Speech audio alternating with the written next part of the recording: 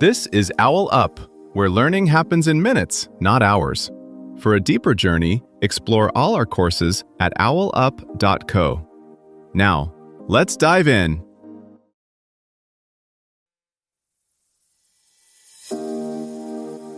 Welcome back to Chapter 3 of our series, Weapons That Changed Warfare.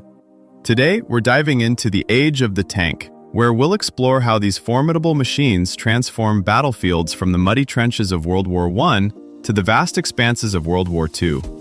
So, buckle up as we trace the evolution of tanks and uncover their impact on modern warfare. Let's dive in. A machine rolled onto a World War I battlefield so strange that some soldiers thought it was a secret weapon from science fiction. It was slow, clumsy, and broke down a lot. Yet, within a few decades, armies would bet their entire battle plans on its success. At first, the new vehicle didn't look like the future of war. It crawled forward at walking speed, its engine overheated, and crews inside choked on fumes. Yet, commanders quickly realized something unsettling. Wherever this armored shape moved, the rules on the ground changed. Barbed wire that had stopped thousands became irrelevant. Trenches that acted like stone walls turned into shallow ditches to be stepped over. Defensive lines, once reliable as a locked front door, suddenly felt more like a curtain someone could simply brush aside. In the years that followed, engineers and tacticians would treat this awkward newcomer like a puzzle piece that didn't quite fit, reshaping not just the piece, but the entire board it was placed on. The lesson was simple and unnerving. If you could move protected firepower across almost any terrain, you could redraw maps in motion. Commanders didn't just see a new vehicle, they saw a way to rewrite timing and distance. Suddenly, ground that used to take exhausted soldiers hours to cross could be covered in minutes, with guns and armor moving together as a single package. That forced planners to rethink everything from how far supplies had to travel, to how fast reinforcements could arrive, to where it was even safe to stand.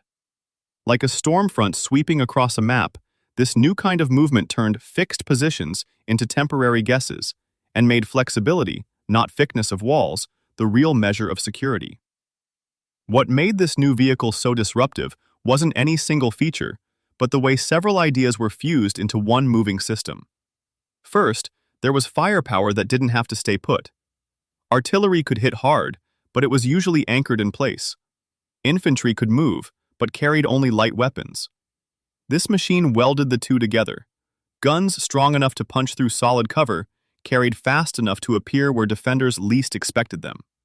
That meant commanders could stop thinking only in terms of front lines and start thinking in terms of windows of opportunity that opened and closed as the vehicle advanced. Second, it changed how protection worked. Before, you protected soldiers either by putting them underground or behind massive structures. Now, protection itself moved. A crew could advance under layers of metal, later composite armor, and eventually reactive bricks that exploded outward to blunt incoming jets of metal. Over time, sensors and computers joined the armor, so danger could be detected and countered before it ever hit the hull. Systems like Israel's Trophy went even further, swatting away many incoming rockets and missiles, turning survival into a contest of detection speed as much as steel thickness. Third, there was mobility across difficult ground. These machines spread their weight over tracks, letting them crawl over mud, rubble, and craters that would immobilize trucks. That ability to ignore damaged roads or churned-up fields gave planners a new kind of freedom.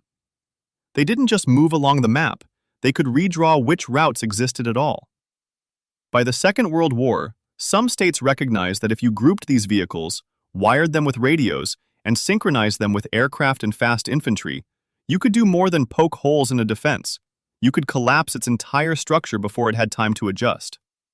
Later, mass production pushed this concept to extremes. Tens of thousands of T-34s and Shermans rolled out, proving that industrial scale could be converted directly into mobile force on the ground. Today, even as drones and precision weapons stalk armored columns, the core idea persists. Whoever can move protected firepower, coordinate it with others, and adapt it faster than the enemy can react, still shapes what control on land really means. In practice, that fusion of mobility, protection, and firepower has taken wildly different shapes. In North Africa, long armored columns tried to outmaneuver each other across open desert, treating distance like a weapon. Whoever reached a weak spot first could roll up an entire flank. On the Eastern Front, vast tank clashes such as Kursk turned open ground into a kind of industrial-scale duel where tactics and production rates were tightly linked. Lose too many vehicles too fast, and your whole strategy collapsed. Later, in 1991, U.S. and coalition crews used thermal sights and high-speed maneuver to hit Iraqi units from beyond visual range, showing how sensors could matter as much as armor thickness. Recent conflicts add another layer. Small teams with cheap guided weapons and quadcopters can stalk heavy vehicles, forcing designers to add active defenses and rethink how closely tanks can operate near cities without being digitally seen long before they arrive. Tanks are now being designed less as isolated giants and more as the loudest instrument in a battlefield orchestra, cued by satellites, drones, and hidden sensors. That demands quieter engines, cooler signatures, and software that can digest floods of data without overwhelming a four-person crew. The risk is that costs snowball faster than threats evolve. The opportunity is adaptable core vehicle that can swap sensors, armor, and weapons like seasonal gear as tactics and technologies shift. Tanks may eventually shrink into crewless hulls or morph into command hubs for swarms of cheaper robots, more like conductors than soloists. Yet, as long as people argue over who can safely stand on which patch of Earth, something tank-shaped, rolling, tracked, or hovering will likely be nearby, translating political decisions into pressure on the soil itself. Before next week, ask yourself, 1.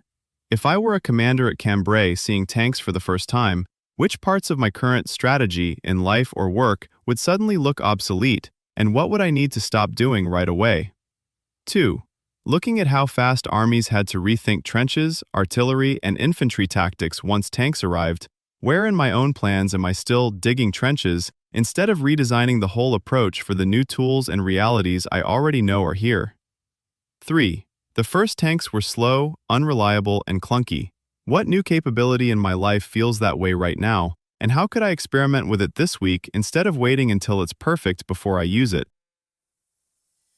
This was OwlUp, your daily step forward. This series continues with more chapters on OwlUp.co. Visit OwlUp.co to access the complete course and continue your learning journey. See you there!